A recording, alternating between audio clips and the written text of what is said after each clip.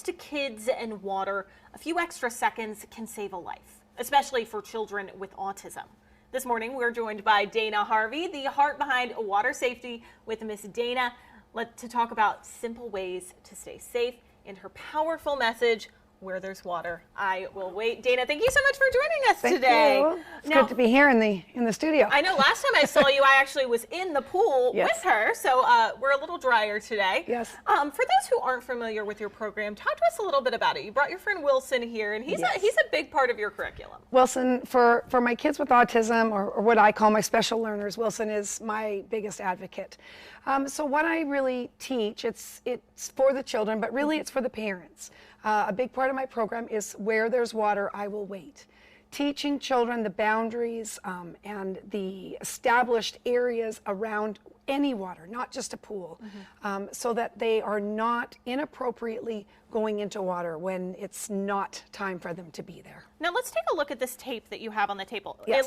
It almost looks like a roll of caution tape. It is. And you have a couple different kinds here. You have the red kind and you have the blue kind. Talk to me about what they say. I'll hold it up so people can see. So the red tape says closed, I will wait. So this is where, like for me in swimming lessons, I establish the boundary between where the children wait on their mats and then where the pool is. So I'm teaching them that unless I'm in the water and I give them an invitation into the water, the pool is closed to them.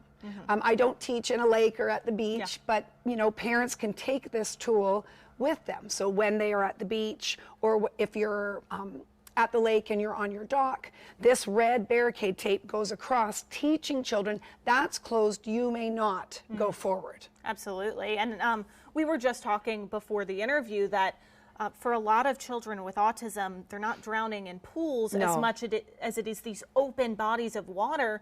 So if we can stop them from going in without anybody, then that's the help. Yes, right there. Absolutely. So last year there were a little over 80 deaths in the world or the community of autism. The majority of those were children who drowned. Drowning is the #1 cause of death for children with autism. Any age, it's the #1 cause of death. So if I can help parents teach their children the boundaries when we can go and we can't go. The majority of the drownings were happening in places like retention ponds or lakes or rivers, where the children are just going because they don't know to stop. They don't know that that's not a place for them to be. And so using this system, helping families do that is what I hope is going to save lives. Absolutely. And let's talk a little bit about your kit here. Yes.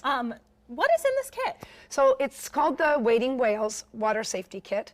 And so there are 3 components. So we have the red tape, the closed tape. We have the blue tape that says, I will wait here. So that's where we would use to create an area. Let's say you go to the beach and where you're setting up your chairs, we would mark out the area where the children will wait. That's going to be their safe space. And then we have our mats. And I have 5 different wading whales, but specifically for our autistic children, we have Wilson. And so that mat becomes their grounding space, the place where they go when, like for swim lessons, we start on our mats and we end on our mats. So again, the children know when we're on our mat, we're not leaving this safe area. We're not going into water inappropriately. Absolutely. And Dana, that's actually all the time we have for this morning, but I will have so much more information, including all of the information about these kits, on our website at WSLS.com. Thank you so much for joining us this morning. Thank you for having me.